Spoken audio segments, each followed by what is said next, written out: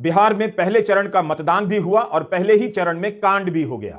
BJP के नेता और राज्यसभा के पूर्व सांसद राकेश सिन्हा बिहार के बेगूसराय से वोट डालने की तस्वीर ट्विटर पर डालते हैं तो उनका एक पुराना फोटो निकाल लाया गया। इसी साल फरवरी का है, दिल्ली में वोट डालते हुए। बात केवल राकेश सिन्हा की नहीं है, दिल्ली बीजेपी के एक और नेता संतोष ओझा भी दिल्ली में वोट कर चुके हैं और बिहार के बक्सर में वोट करने की तस्वीर पोस्ट करते हैं। दिल्ली बीजेपी का एक और कार्यकर्ता है नागेंद्र कुमार। नागेंद्र ने सिवान में वोट डालने की तस्वीर पोस्ट की है और उसकी भी तस्वीर दिल्ली में वोट डालने की निकल आई है। उधर बिहार में प्रियंका गांधी तीनों मुख्य चुनाव आयुक्तों का नाम लेकर नारे लगवाने लग गईं। आप सोचते हो आप रिटायर कर लोगे, चैन का जीवन जियोगे इस तरह का घोटाला करके, तो याद रखो ये देश आपको नहीं भूलेगा।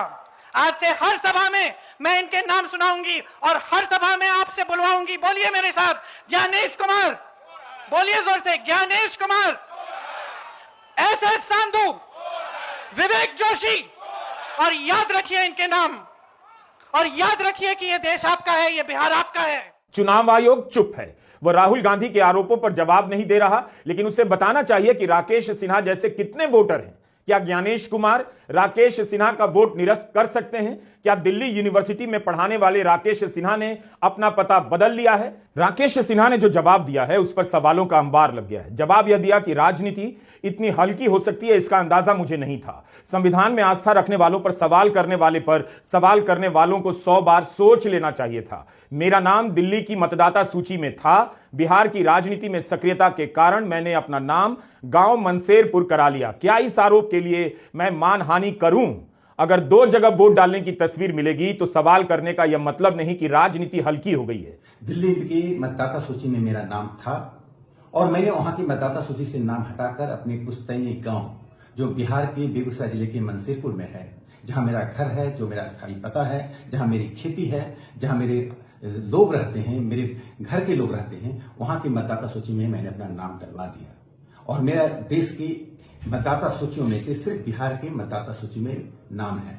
इसके बावजूद बिना तथ्यों को जांचे जिस प्रकार से आम आदमी पार्टी और कांग्रेस पार्टी ने सोशल मीडिया और टेलीविजन चैनलों पर गलत अफवाह उड़ाया, गलत आरोप लगाए, मैं उसकी सिर्फ निंदा ही नहीं करता हूं, बल्कि मैं कहता हूं कि इसके लिए मैं उन पर मानहानि का मुकदमा भी कर सकता हूं। 2 राज्यों में वोट डालना अपराध है, यह हल्की बात नहीं है। राकेश सिन्हा की सफाई पर आम आदमी पार्टी के पूर्व विधायक सौरभ भारद्वाज ने सवाल कर दिया कि आप दिल्ली यूनिवर्सिटी के मोतीलाल नेहरू कॉलेज में पढ़ाते हैं, अपने घर का पता कैसे बदल सकते हैं प्रोफेसर साहब? राजनीतिक सक्रियता के लिए वोट बदलवाना कहां अनिवार्य है नेताजी?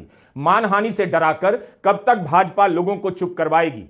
आपकी सरकार ने कई मुकदमे डाले हुए हैं, एक और सही, लेकिन बात यही खत्म नहीं हुई। राकेश सिन्हा के जवाब के बाद ऑल्ट न्यूज के मोहम्मद जुबैर ने एक और जानकारी पेश कर दी।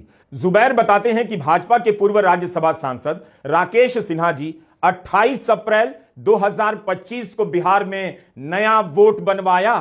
4 सितंबर 2025 को दिल्ली विश्वविद्यालय अध्यापक संघ के लिए वोट मांग रहे थे और वहीं के कॉलेज में पढ़ाते हैं। लोक प्रतिनिधित्व अधिनियम का सेक्शन 19B कहता है, आप जहां नौकरी करते हैं और रहते हैं वहां वोट होगा, पैतृक गांव नहीं होगा। मुझे मानहानि की धमकी दे रहे हैं, आपके ऊपर मुकदमा होना चाहिए। किसी व्यक्ति के अगर 2 जगह वोट भी हो तो भी वो एक ही जगह वोट करने जाता है। 2 जगह वोट करना कानूनी अपराध है। राकेश सिन्हा कहते हैं कि बिहार में राजनीतिक रूप से सक्रिय हैं। आयोग के किस नियम में राजनीतिक सक्रियता पैमाना है? SIR जब हुई तो राकेश सिन्हा ने 11 दस्तावेजों में से कौन से दस्तावेज दिए जिसके आधार पर उन्हें बिहार का वोटर बनाया गया? क्या राजनीतिक सक्रियता का भी कोई दस्तावेज दिया गया होगा?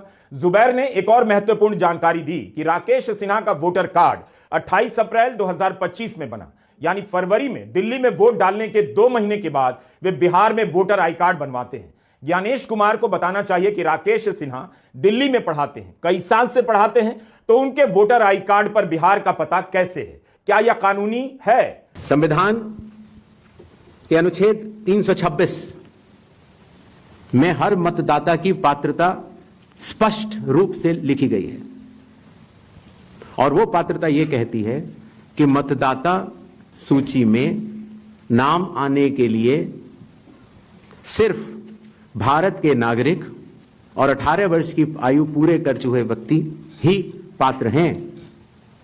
रेजिडेंसी लॉज भी हैं जो कि अलग कानून में बनते हैं, जो कि ऑर्डिनरी रेजिडेंट हैं। राकेश सिन्हा कहां के ऑर्डिनरी रेजिडेंट माने जाएंगे, बिहार के या दिल्ली के? ज्ञानेश कुमार को यह भी बताना चाहिए कि क्या जिसने दिल्ली में वोट डाला है वो वहां का नाम कटवाकर बिहार में वोट डाल सकता है? और बिहार के एसआईआर में ऐसे कितने वोटर हैं जो दिल्ली, यूपी, महाराष्ट्र, हरियाणा में वोट डाल चुके हैं? इस हिसाब से एसआईआर की जांच होनी चाहिए कि इसकी लिस्ट में ऐसे कितने मतदाता हैं जिन्होंने पिछले 6 महीने में अलग अलग राज्यों में वोट दिया, अब वहां से नाम कटवाकर एसआईआर का लाभ उठाकर बिहार में वोट कर रहे हैं। चुनाव आयोग एसआईआर के नाम पर एक ही साल में 2-2 राज्यों में वोट करने की सुविधा किसी मतदाता को कैसे दे सकता है? एसआईआर तो इसलिए हुई कि अगर आप यूपी, हरियाणा, दिल्ली में रहते हैं तो आप बिहार में वोट नहीं डाल सकते। यह संतोष ओझा हैं, भाजपा दिल्ली के पूर्वांचल मोर्चे के अध्यक्ष, नाम के साथ ही बीजेपी लिखा है। सौरभ भारद्वाज, आम आदमी पार्टी के पूर्व विधायक, ने इनकी तस्वीर का मामला पकड़ा। 6 नवंबर को बिहार के बक्सर में वोट करने की तस्वीर संतोष ओझा ने खुद ही डाली है और 5 फरवरी 2025 की भी एक तस्वीर निकल आई कि संतोष ओझा दिल्ली में वोट कर रहे हैं। इसके अलावा सौरभ मिलवाते हैं बीजेपी के नागेंद्र कुमार से, ये भी बीजेपी के कार्यकर्ता हैं। 5 फरवरी 2025 को दिल्ली के द्वारका में वोट डालते हैं, फोटो पोस्ट करते हैं। यही नागेंद्र कुमार सिवान में वोट डालते हैं, फोटो पोस्ट करते हैं। यानी एक आदमी 2-2 जगह से वोट कर रहा है। यही नहीं, मनोज मिश्रा एक और नाम आया है। सुप्रिया श्रीनेत ने ट्वीट किया है कि मनोज मिश्रा बीजेपी दिल्ली के उत्तर पूर्वी जिले के पूर्वांचल मोर्चा के जिला उपाध्यक्ष हैं। इनकी तस्वीर जेपी नड्डा के साथ है। इनका वोटर कार्ड उत्तर पूर्वी दिल्ली में रजिस्टर्ड है। दिल्ली चुनाव में जोर शोर से बीजेपी की सरकार बनवा रहे थे, आज बिहार में वोट कर रहे हैं। तो 4-4 नाम सामने आ चुके हैं। एसआईआर का मजाक उड़ चुका है। क्या इन बातों को नकार दिया जाएगा? गोदी मीडिया क्यों नहीं ज्ञानेश कुमार से पूछ रहा है? ये केवल 4 उदाहरण नहीं है और मामूली नहीं है, ऐसे कितने ही उदाहरण हो सकते हैं और उसे पकड़ना केवल राजनीतिक दलों के बस की बात नहीं। अगर कांग्रेस या आम आदमी पार्टी अपनी तरफ से दावा करती कि बीजेपी के नेता राकेश सिन्हा ने बेगूसराय और दिल्ली में वोट किया है तो कोई सवाल कर सकता था कि इसका सबूत क्या है, मगर प्रमाण तो खुद राकेश सिन्हा दे रहे हैं, फोटो पोस्ट कर रहे हैं। अब कह रहे हैं मानहानि करेंगे। अब आप देखिए कि यह बात आप तक ना पहुंचे, इसके लिए गोदी मीडिया किन किन तरीकों से चुप्पी साध लेता है।